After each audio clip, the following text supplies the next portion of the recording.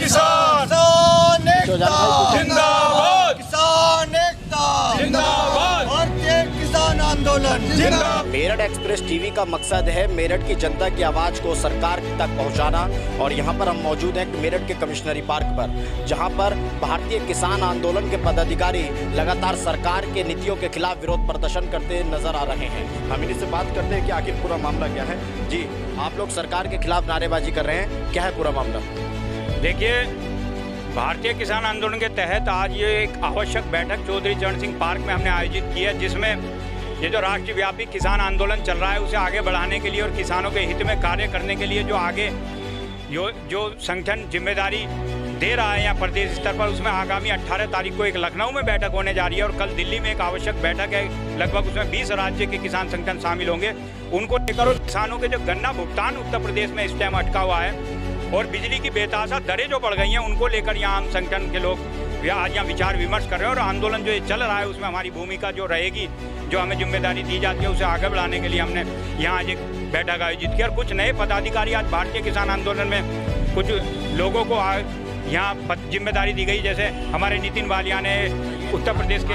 आप लोग किसान हैं जो यहाँ पर आंदोलन कर रहे हैं? हाँ, देखिए, सब गाँव से सब किसान आए हुए हैं यहाँ जो आंदोलन कर रहे हैं और सब खेतीबाड़ी करते हैं अपने गांव में। और वो जानते हैं कि हमारा दरअसल बात यह है कि आज़ादी के बाद से कोई भी सरकार अभी ऐसा कदम नहीं उठा पाई है किसानों के हित में जिससे किसानों की आत्महत्याएं रुके। और आज भी आज़ादी के बाद आप देखिए किसानों को मजबूर होकर आर्थिक रूप से आत्महत्याएं करनी पड़ रही हैं। और जो वर्तमान सरकार है उन्होंने भी ये कहा था, हम किसानों को बिना ब्याज के लोन देंगे और गन्ने का भुगतान 14 दिन में कराएंगे। अगर वो सब हो जाता तो शायद हमें आंदोलन की आवश्यकता नहीं पड़ती। केवल केंद्र सरकार ने कानून पास किए हैं, किसान कह रही है कि हम लोगों को इस कानून की जरूरत नहीं है।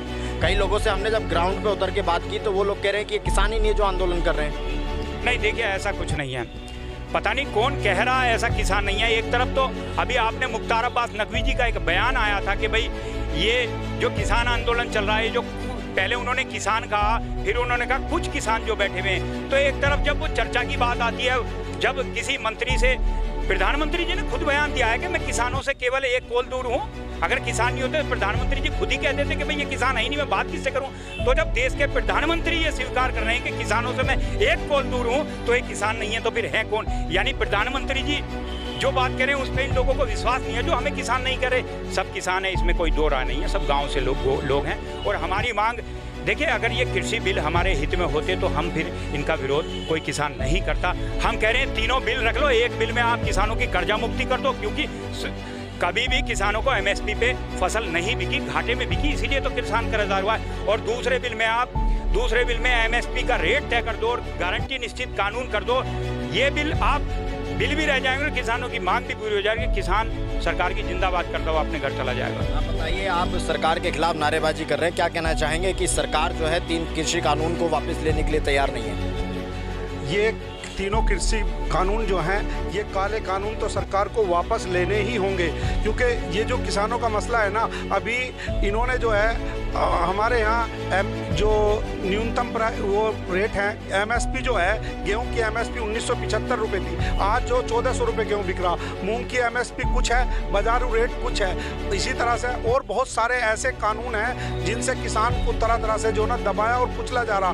आज तक आज़ादी के बाद से आज तक किसान के दर्द को किसी भी सरकार ने अपना दर्द नहीं समझा। सबसे बड़ा आंदोलन का यही एक कारण है। ये तीनों बॉर्डर पर जो लोग जमे हुए हैं, ये हिंदुस्तान की तारीख को बदलने जा रहे हैं। मरकजी हुकूमत हो या सूबाई हुकूमत, ये किसी से डरने वाले नहीं है और कुछ ना कुछ करके हटेंगे। जिस तरह से बंगाल में खेला हुआ, इसी तरह से यूपी में भी होने जा रहा है। 18 अगस्त को अभी लखनऊ में एक बहुत जरूरी मीटिंग जो ना किसान दलों की बुलाई जा रही है और उसमें उत्तर प्रदेश के सभी छोटे बड़े किसानों के जितने भी दल हैं उनको सबको बुलाया गया है। इसी तरह एक कल मीटिंग जो ना रकाबगंज गुरुद्वारा दिल्ली में बुलाई गई है। इसमें जो ना तकरीबन 20-25 प्रदेश के आदमी जो ना किसान संगठन सभी एकत्रित होंगे और सरकार के सरकार से इन तीनों बिल काले कानूनों को हटाने के लिए मांग करेंगे। इस पे आगामी 18 तारीख को हमारी लखनऊ में मीटिंग है। जैसा वहाँ सर्वसम्मति से निर्णय लिया जाएगा वो सबके लिए मान्य होगा, किसानों के लिए।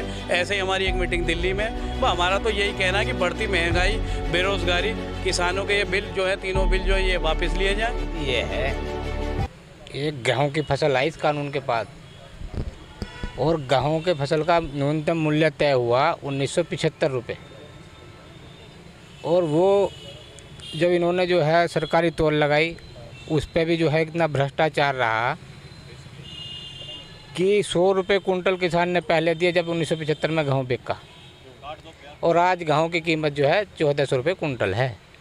जब MSP तय हो गया 1975 रुपये कुंटल, तो 1400 रुपये कुंटल मार्केट में क्यों बिक रहा है?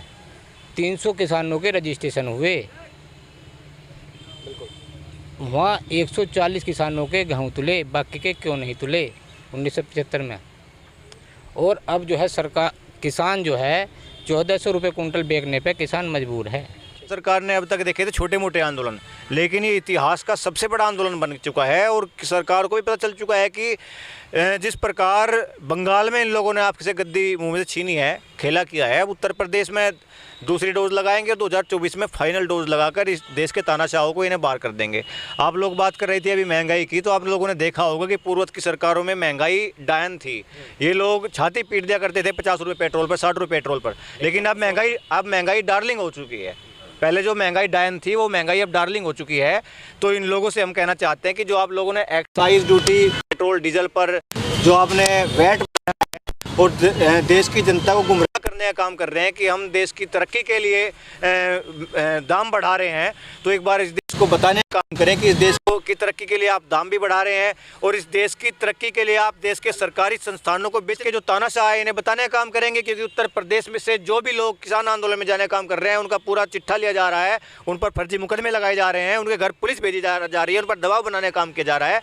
तो अब इस उत्तर प्रदेश के तानाशाह को लखनऊ में घेर कर बताने का काम करेंगे कि ये हिंदू और मुसलमान के भेंट चढ़ने वाले लोग नहीं हैं। ये वही किसान कमेरे मजदूर की कौम है जिन लोगों ने आपको देश की और लखनऊ की गद्दी पर बैठाने का काम किया था। अगर हम आपके आका जो आपसे बड़े हैं, जिन लोगों ने आपको मुख्यमंत्री बनाया, जो आपके आका हैं, अगर हम उस दिल्ली को घेर सकते हैं तो आप तो अभी बहुत छोटे हो साहब। आप तो लखनऊ में बैठे हैं, तो लखनऊ को तो हम घेरने का चुटकियों में काम कर देंगे।